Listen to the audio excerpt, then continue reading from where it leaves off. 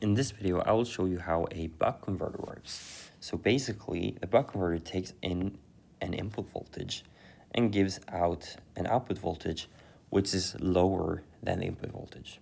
So you can, for example, if this one is 100 volts, you can return 50 volts or whatever you want. You use the switch here to control the output voltage. So the reason why I've drawn it like this is because now it looks like a half bridge with an inductor. And that is basically what it is. So a buck converter is a half bridge with a filter on the output. So in this case, we only have an inductor, but we can also have, for example, a capacitor or whatever filter you want. So now what the buck converter actually controls is the modulation voltage, Vm. And you can see that whether the switch here is on or off determines Vm. So now let's say that the switch is on, which means that the gate signal is 1. Now when the gate signal is 1, we know that this switch is closed, which means that there is current conducting through the switch, and there is no voltage over the switch, except for the conduction voltage. But now then the voltage here will therefore be equal to the voltage here, which means that Vm is in this case equal to the input voltage. Now in the other case where the gate signal is 0, then we have that this switch here is open, so no current flows through this switch, which means that the current has to flow somewhere, so it flows through the diode. And when there's a current flowing through the diode, for an ideal diode, the voltage over it is 0 volts, which means that this voltage is equal to this voltage. So then we have a Vm equal to 0. And we can actually write this as just a single equation, as Vm equals the gate signal multiplied with the input voltage. So now we have found an accurate equation for Vm, but this is actually not very interesting. It is more interesting to have an average model, because Vm would now jump up and down. But we're actually interested in what this is on average. Now, if we have an average model, on average, we want Vm to be equal to a reference.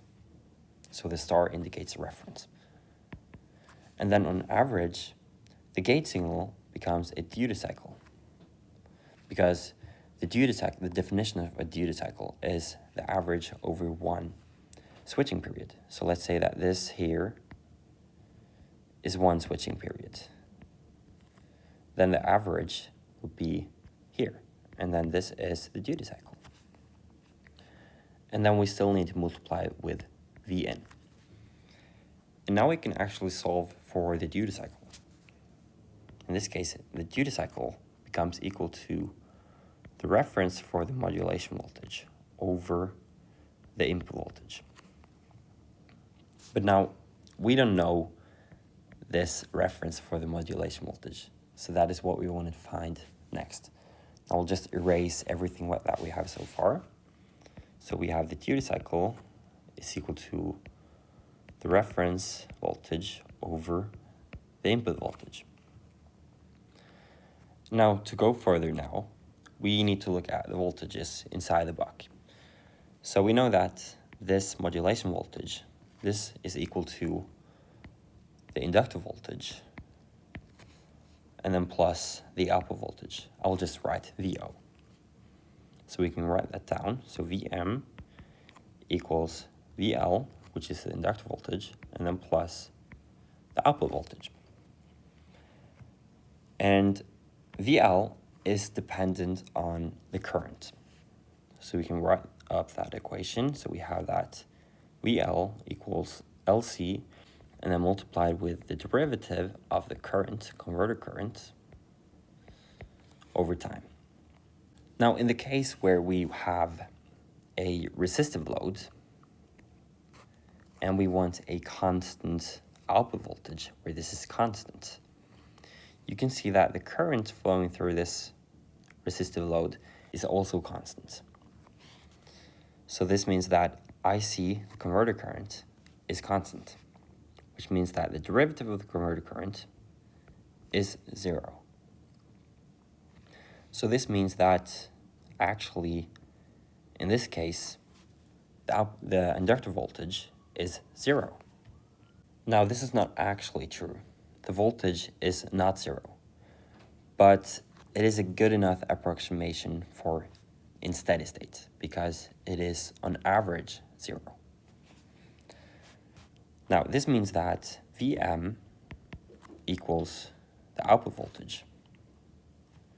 So if we just insert that for the duty cycle, we can actually see that the duty cycle is equal to the output reference over the input voltage. And this is maybe an equation you've seen before. Now in my next video, I will show you how you can simulate the buck converter in Simulink. And now if you're interested in this document, where I just go through everything that we went through in this video and more, for example, the PWM, and later I will also add the current controller, you can go to the link in the description.